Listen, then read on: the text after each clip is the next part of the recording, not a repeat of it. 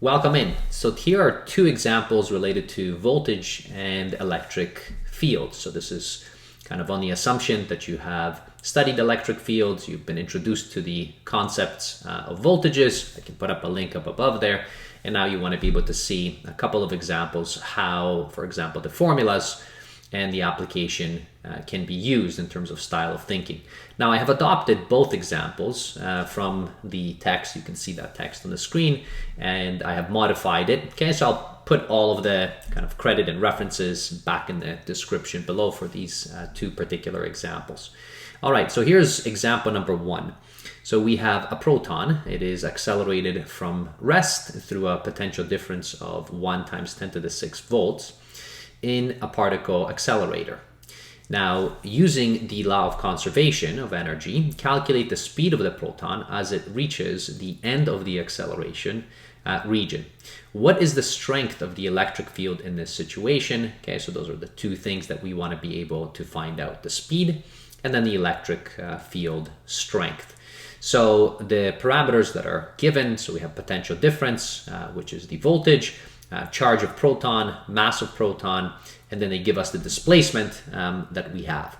So let's take a look and see how we could approach this particular example. So a proton is accelerated. So let's assume that we have, and this is a potential difference. So it's kind of something like this. So if you imagine, okay, that you have, as you're studying these, okay, so two plates. Now these plates are, much bigger than the distance in between them. Okay, so I'm not going to draw it through the entire page, but you can imagine. So we have, let's say this is charged as a positive, this is a negative. So you would have a potential difference in between there. Okay, so that is this right here. So this that you have here is actually the potential difference because of what they have stated in the question. So that potential difference is 1 × 10⁶ volts. Now, just from here, okay, as we have this, and now we know what the displacement is in between, okay, so as you're having this right there, so that would have been our displacement. So this is our delta D, and this is 0.5 meters. So with this information, we can actually tackle and find out the second component, which is the electric field in this particular situation. And so what we can do is we can recall kind of two formulas that we're going to be using. So we have our difference in voltage, so the potential difference that we have is equal to the difference in the amount of energy. Okay, this would have been the potential energy that you would have. And then this is divided by Q. So this is just by purely definition of the potential difference. Now, the other component is if you take this example and you massage it, you will find out that you have that the electric field is equal to the change in potential difference, and this would be divided by the actual displacement in between. Now, sometimes you will have a negative in here, so this negative is kind of irrelevant for us because it is with respect to potential differences. If we know where we're going, so from positives to negatives, we kind of know what the direction is, although you might have this in check. So if we want to know what the strength is, well, then we certainly can find out what the strength is because we have our potential difference, which is 1.0 × 10⁶ volts. We know exactly what the displacement would be, and that displacement is 0.5. So as you're having this, and then from here, and then rounding to two significant figures as they ask. So if you're dividing by 0.5, well, then this is going to be just 2.0. You can double check that on the calculator if you like, but we're just dividing a half into a 1. Okay, so that would be 2. So that would have been, and pardon me, this is volts per meter. All right, so that's what you would have. Or you can, of course, put the electric field as the newtons per coulomb. So that's the same thing as volts per meter. So that would have been the first component. That would have been giving us the electric field strength. Now this thing, okay, so it is going from positive to negative. So our electric field strength, okay, would be in this particular direction. So again, you can certainly put in the negative if you want, but this is just simply the magnitude, okay, that I'm providing, and then the direction is from the positive to negative of this accelerator. The next component is a little bit harder because they say calculate the speed of the proton as it reaches the end of the acceleration region. So if you would have this, so if you imagine, you have a proton in here, so it goes all the way through. Okay, let's say this is to the end, so it shifts over through that. So we want to be able to find out what the speed is here at the end. Now, of course, if you're on the positive side, this is going to get attracted to the negative side, and the positive is going to push the proton away because it has a positive charge. So there's quite a bit of the electric potential at this point right here, and then it's going to dissipate, okay, all the way through. So all of that, which is going to be the change in electric potential that we would have. So that would have been going from one point all the way to the end right there. So that's as you're going through. So that would have been the change from here. So this is the initial. Okay, this would have been the amount of potential energy that you would have final. And then we can find out what the change is by knowing the formula and understanding voltage potential. So voltage potential is just defined in terms of your change in potential energy, okay, and then divided by the charge itself. So within here, well, we know what the voltage is, so that is given. We know what the charge is, so that is also given because it's a proton within here. So that means I can take my delta V, I can multiply it by Q, and then I will find out how much energy change there was. Now, what will that give me? Well, it's going to give me the amount of change of energy, and that is change in potential.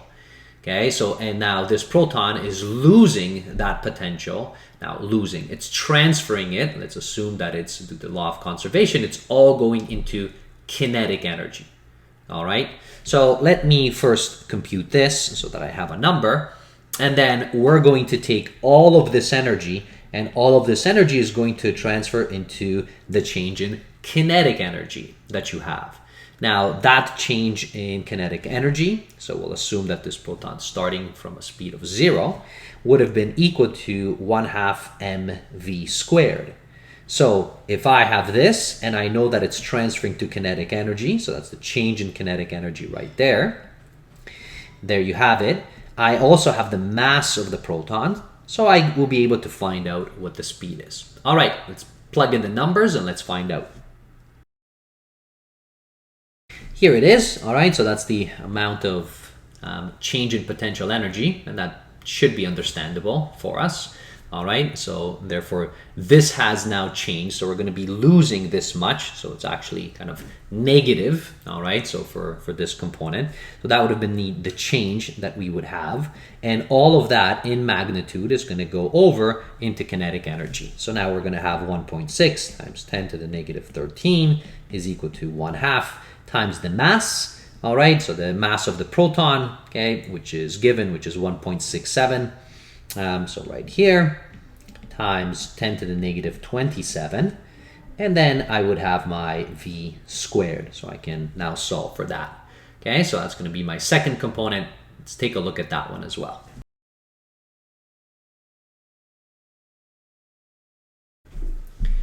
All right, so there you have it. Here's example number 2, a charged ion in a mass spectrometer used for medical diagnostics moves horizontally between two horizontal parallel plates at a speed of 2 times 10 to the 6 meters per second. The plates have a length of 15 centimeters and a plate separation that allows the ion to escape even after being deflected. The magnitude of the electric field within the plates is 200 newtons per coulomb. Now we want to be able to calculate the final velocity of the ion as it leaves the plates. All right, so let's round to 2 significant figures. All right, so here is the information, okay, which is provided to us. We have the parameters. I guess we can add speed into that. So maybe I'll put speed right here.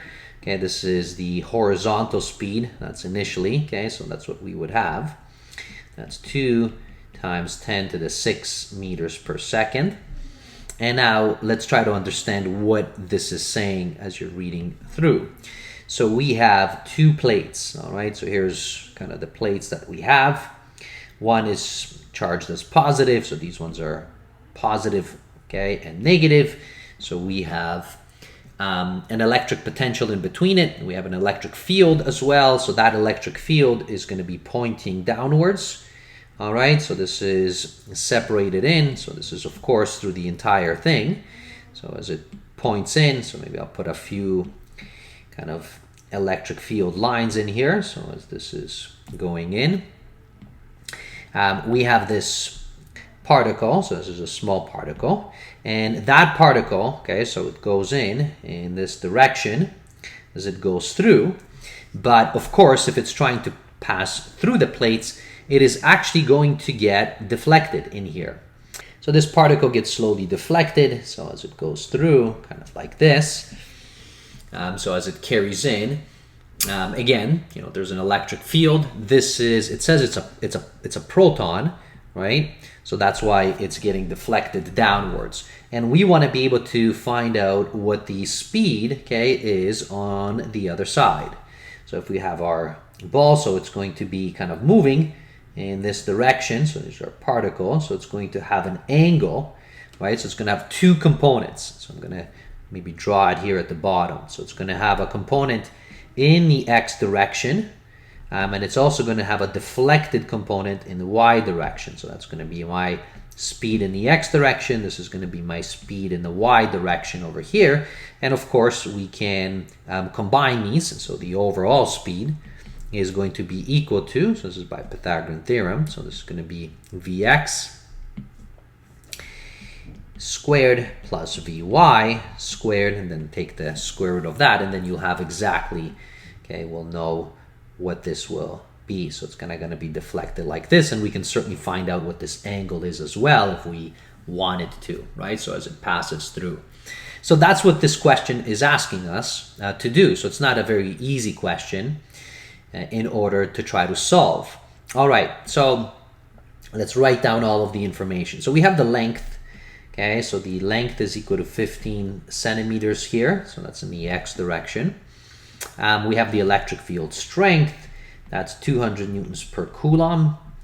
We have the charge, so it's a proton, okay, and then the mass of the proton right there. All right, so we'll use that if we need it. Okay, so how am I going to find this out? Now, within here, there is really, so it appears, so there's really no force in the horizontal, right? It's moving almost at like a constant speed, so times 2 times 10 to the 6. There isn't any forces that are present because this particle is just moving along.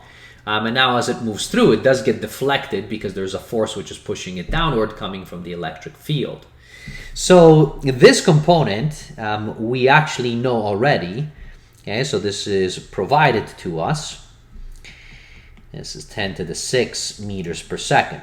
Now, please note, because we know that, then we can find out how long this particle is in this electric field before it starts to escape. Now, how do we know that? Well, this is back to kinematics. So it's not really accelerating, so it's going at a constant speed with respect to the x component. And if it's moving with respect to the x component right there, then what we would have is, so recall this, that distance is equal to simply your speed multiplied by the amount of time that it takes. Now, this is assuming that acceleration is equal to 0, but that is the case in the x component, all right, because there is no forces present there, so we're not accelerating. So I can find out, so this is my length, so this is just the length, this is just my speed in the x direction, and then I have my t. So I can find out what the t is, so how long does this particle stay as it keeps getting deflected. So t is just simply going to be the length divided by Vx. All right, so let's plug that in and let's find out what that would be. So there you have it. Just don't forget, the length, just change it back to meters, so it's all in metric standard units, and then you're going to get the amount of time. Now, why am I going to need the time? Well, I guess we'll see that momentarily. It will be needed because I need the y component for the speed. Now, so a little bit of scratching of heads here, so let's forget about the horizontal. There's nothing else happening, but on the vertical side, Okay, so as this particle keeps passing through, so let's draw a free body diagram here in terms of the forces that are present. Well, I have a force that is present. It's an enormous force coming from, at least enormous and relative. This is the force coming from the electric field.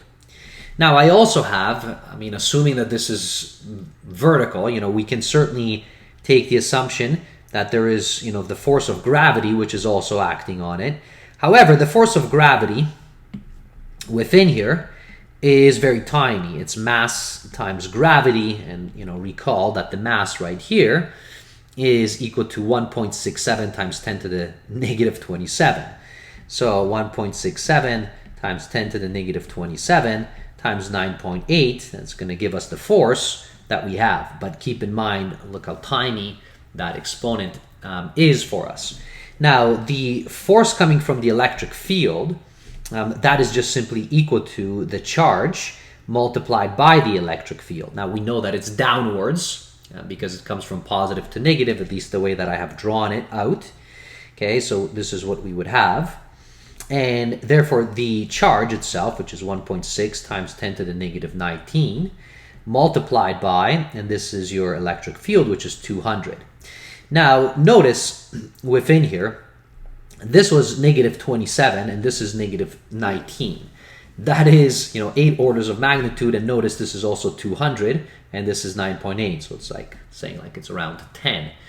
So this component from the force of gravity very often is neglected, meaning it's not even put in there because it's so tiny.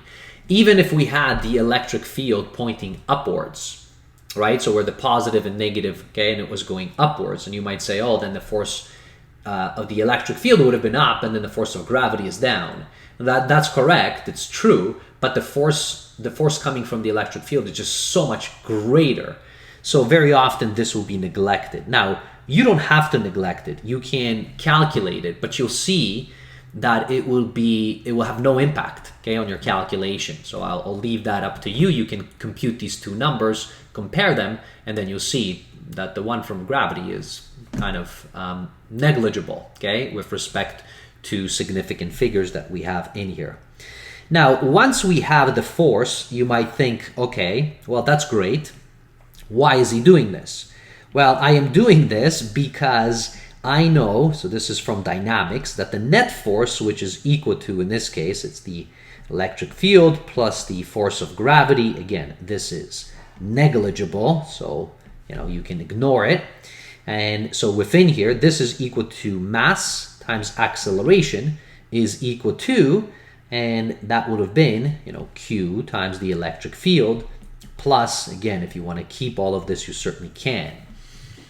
And now, if I want the acceleration, which is exactly what I want, I can now take this and divide it. So I would be dividing by m on both sides, right there. And that would have been giving me the acceleration. Now, once I have the acceleration, then I can find out what the speed is. So in the y direction, your initial speed was 0 because it's moving horizontally, and then it gets deflected.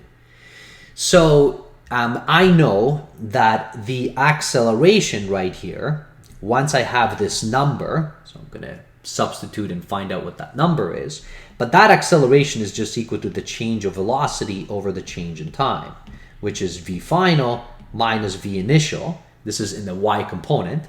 And then this is divided by the change in time, which a hint, we have found, right? So we have found this already, so we know exactly, okay, what that change is.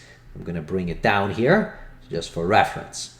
All right, now, what about the rest? V initial in the y component was 0. So really, once you have acceleration, you can solve for this.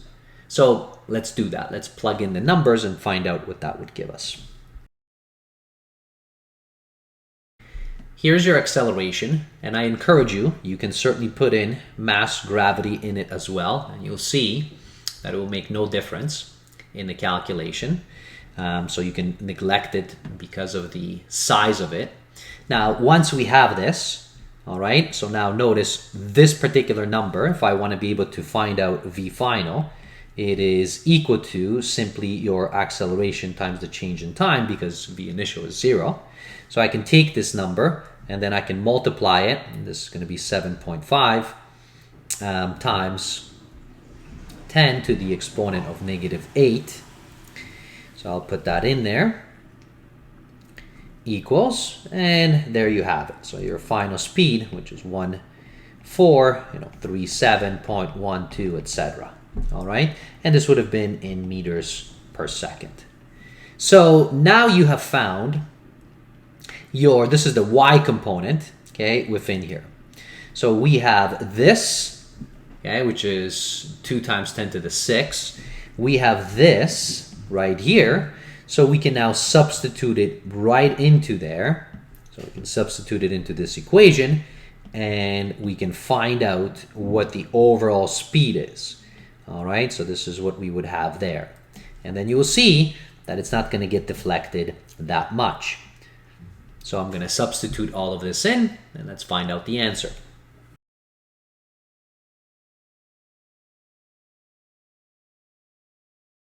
So now notice, okay, when you substitute it in, now although this seems like it's a pretty big speed, it's 1.4, so this is in meters, per second, okay, so it's 1437, so it's, moving, okay, pretty quickly there, at least for that particle. However, okay, so notice that the x component is just so much greater.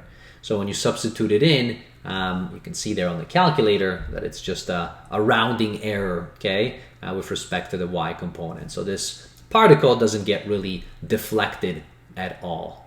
And now if you wanted to find out what that angle is, you can certainly find out what the angle is, but it's going to be minuscule. And you can certainly do that by simply taking, the 10 of the angle, okay, which is opposite over adjacent. Okay, so within here, and that would have been your x component. Okay, this is your y component. Okay, so this is your speed in the x, and this is your speed in the y, and this right here would have been your angle that you can find out. All right, so you can do that opposite, okay, over adjacent, and then you'll find out what this angle actually is. All right, and I'll do that, okay, within here, and I'll substitute it in there, and you'll see that'll be minuscule deflection. So there you have it. All right, so it's a tiny little deflection, okay, as that particle passes through. So thanks for watching. We'll see you in a future video. Bye, everybody.